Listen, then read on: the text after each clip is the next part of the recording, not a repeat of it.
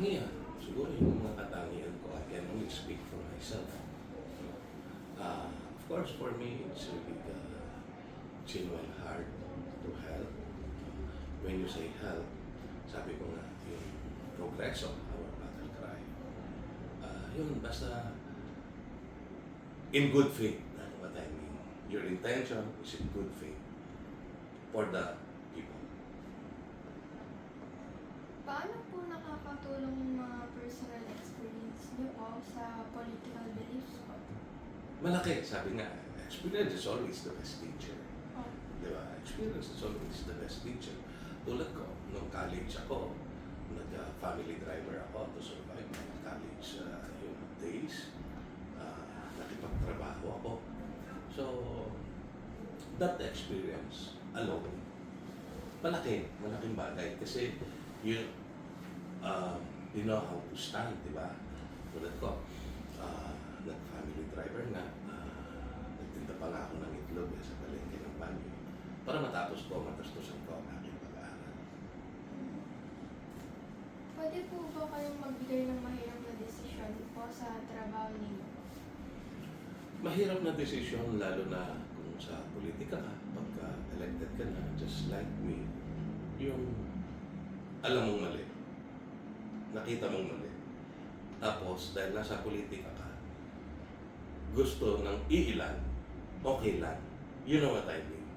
Gusto nila, puro pagbabago, but the management itself naman, pagka-rancho na, gusto laging, nakatawa, nakangiti. Gusto nila, may mali na, nakangiti ka pa rin. And that's not me.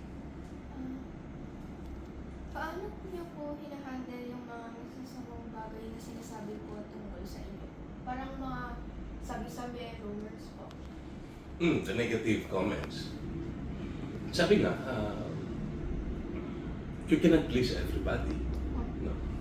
That's why in an election, you just need 50% of the voters who voted plus one. Yun, elected ka na. Opo. So, you cannot really please everything. Yun na nga. Kasi meron naman talagang gusto nila nakasandal lahat. Di ba? Ayaw din na maghirap. And how to handle it, sabi nga, you cannot be onion skin pagka nasa politika ka. Ako, somehow, siyempre, tao ka lang kung saan nagre-react ka. Pero most of the time, ini-ignore ka na. Ano po yung dahilan na nagsikap po kayo upang maging isang alkalde po? Nagsikap ako, una-una, hindi para maging alkalde. Nag-alkalde ako dahil pagbayad ng utang na loob ko sa bayan sa Santo Tomas na aking sinilangan. Natapos ako ng pag-aaral, Eskola ng Bayan, in a State University.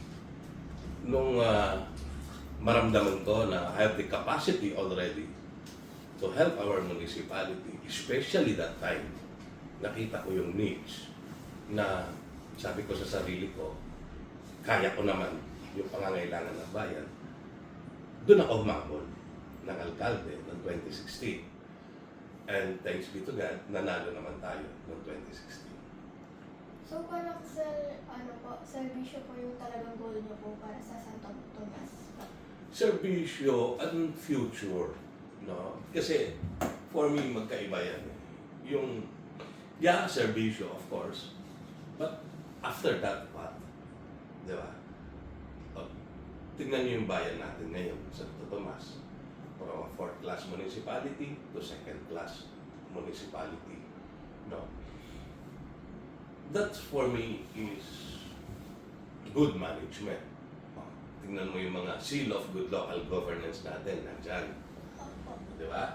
Every year, during my term as a mayor, nananalo tayo ng seal of good local governance. Hindi lahat ng bayan nananalo niyan. We have 1,453, I think, of municipalities in the whole Philippines, in the whole country. This year, ang nanalo, almost 500 lang. So, di ba? It's an honor na mapabilang doon.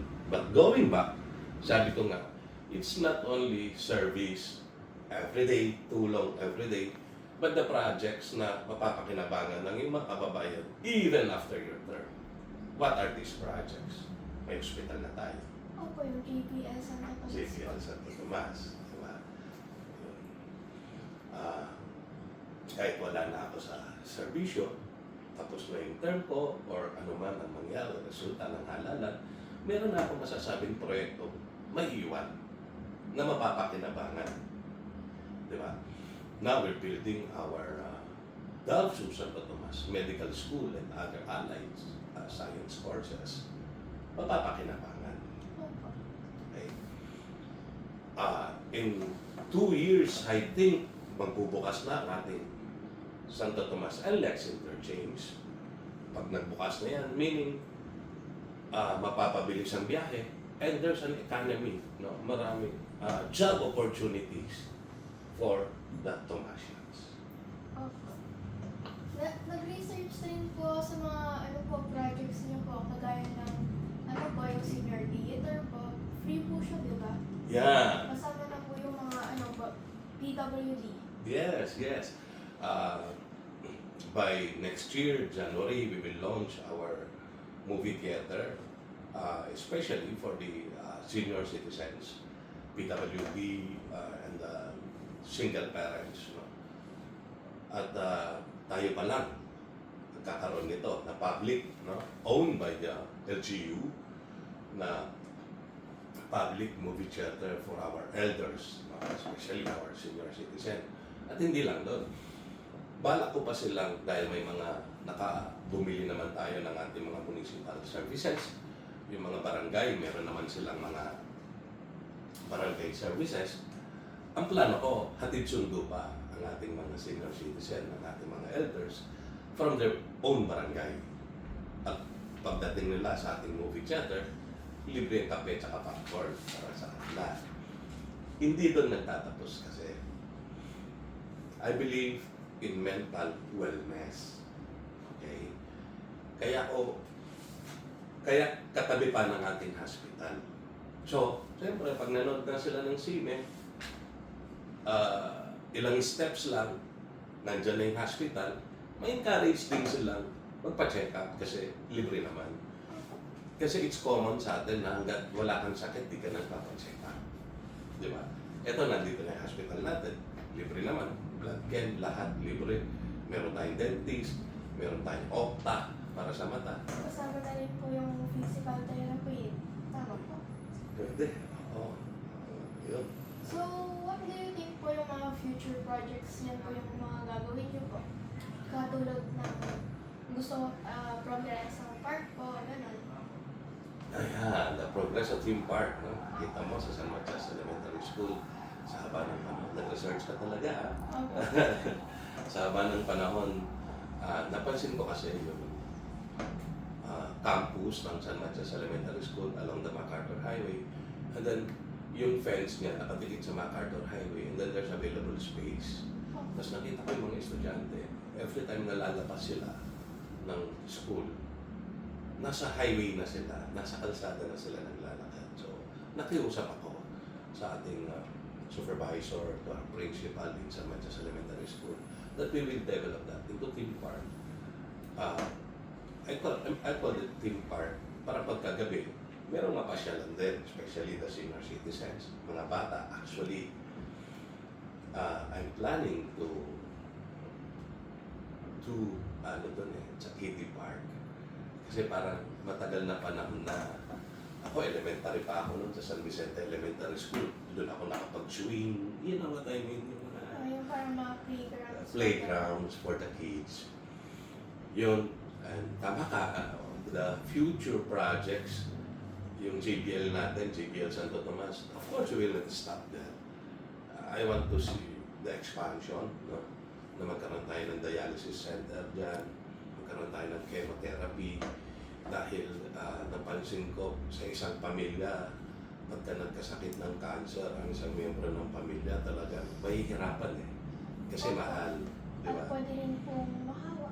Nahawa. Kaya, kung meron na tayo dito na libre, basta pumasyal ka, malaking kaginawaan. And, matagal ko na talagang pangarap after that, yung center para sa mga senior citizen. Lagi talaga, senior citizen, concerned talaga ako kasi they're our foundation. Wala tayo dito without them.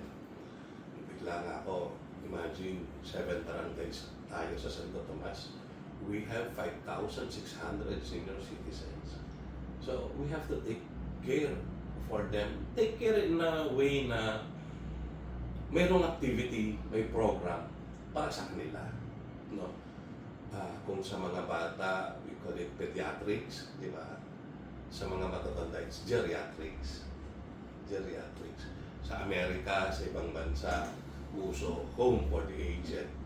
No? Po, mga parang nursing homes po. Para nursing homes. Hindi naman yun ang ating kultura. Ang kultura natin, alagaan natin ang ating mga lolo at lola. Pero mas maganda, habang inaalagaan mo si lolo, tsaka si lola, meron kang alam na ospital na pupuntahan mo na para sa kanila lang. Di ba? Yun ang aking future plan. And of course, our medical school, I want to see it talaga na pero mo sa sariling bayan, pwede kang matapos ng nursing, pharmacy, midwife, and other allied science courses. Up to med proper, pwede kang mag-doktor, doktora, libre pag-aaral sa ating bayan. Tapos meron pa tayong hospital. So, kumbaga, connected. Pagka-graduate mo, may naghihintay na trabaho para sa iyo. And of course, kailangan pa natin paigtingin yung proyekto natin, our flood mitigation project na yun nga, labanan, alisin ang baha dito sa ating bayan sa Santo Tomas. So, this year, napansin natin na hindi na tayo halos binaha. Dati-rati, we are the first, or kasama tayo, I should say, sa top 3. Basta mayroon ng bagyo, kasama na ang Santo Tomas sa flooded area, di ba? Opo, palagi pong bumaba. Pero ngayon, halos wala na. Kaya sana, with the help of God, with the help of the Tomasians, makapag-re-elect ako para matapos ko lahat ng aking mga iniisip na proyektong ito para sa ating bayan. Sabi ko nga, as an executive, as your mayor, I'm not working for re-election. I'm working for the next generation. Tulad niyo. Di ba? Tulad niyo. Na mawala na ako sa pwesto. Yung mga proyektong tinayo natin sa ating administrasyon, mapapakinabangan ninyo. Gana-gana niyan po kahit ano po. Iba na po niyan yung mayor niyan. Iba po. Kung hindi tayo papalarin, iba ang magiging mayor. But with your help, with your prayers, of course, we're hoping that we will be re-elected. Meron pa naman tayo, this coming election will be my second term. So, parang tinapos niyo po talaga agad yung Progreso Team Park, no po? Before Christmas, para parang mapakinabangan po talaga agad. Yeah, alam na alam mo, no? Totoo, almost every day nandun ako kasama si admin. Talagang tinutukan ko yan. For 5 days, every day nandun ako. Kasi nahabol ko yung diwa ng Pasko. Para mapakinabangan na rin sa simbang gabi, di ba?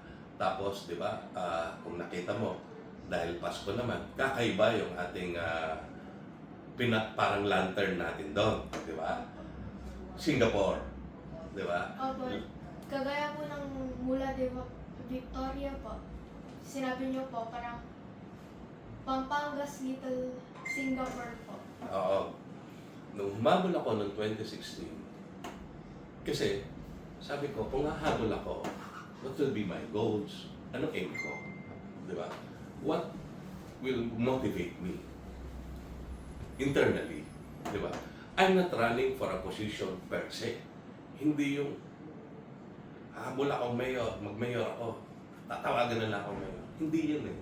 That's not my perspective. When I decided, sabi ko nga,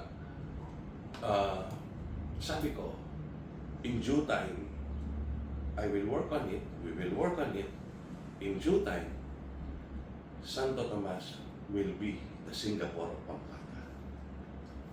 Yun. That motivates us. Kaya yung pinaka-Christmas, natin doon, lantern, that symbolizes Singapore actually. You can see that in Singapore. So, pinagaya ko, pinadala ko doon. Para yung the motivating factor is always there. So yung parang perspective nyo po, yung parang hindi makita ng mga tao na parang mayor po kayo, mataas po yung position nyo, pero gusto nyo pong makita nila na parang positivity yung dala nyo po para sa bayang ito. Yes, definitely. Definitely. Ngayon, second class na tayo. We will work to be a first class naman. First class. Sabi ko nga, tinatanong nila anong pagkaiba ng fourth class to second class. Sabi ko, ganito, in a simple explanation for me, para kang estudyante. Pag nasa row 4 ka, pagka may exam na, hirap ka. Kasi row 4 ka. Di ba? Opo. Pero yung nasa row 2, di ba? Pero yung mga nasa row 2, pag may exam, hirap man yan, konti na lang. Di ba? Meaning, pagka second class municipality ka na, the people in Santo Tomas will have more privileges from the national government, from the local government. That's why now, I'm working na maging first class tayo.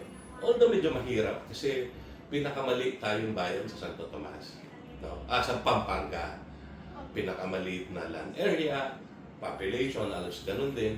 Actually, even income, pinakamaliit tayo. Pero second class na tayo. Salamat po. Salamat din sa iyo. You're an inspiration. Good luck to your studies. Salamat Hopefully, po. in due time, ikaw naman ang makatulong sa family. Una-una, para sa sarili. Okay. Okay, Merry thank you Christmas. po. Gusto ko? Progreso.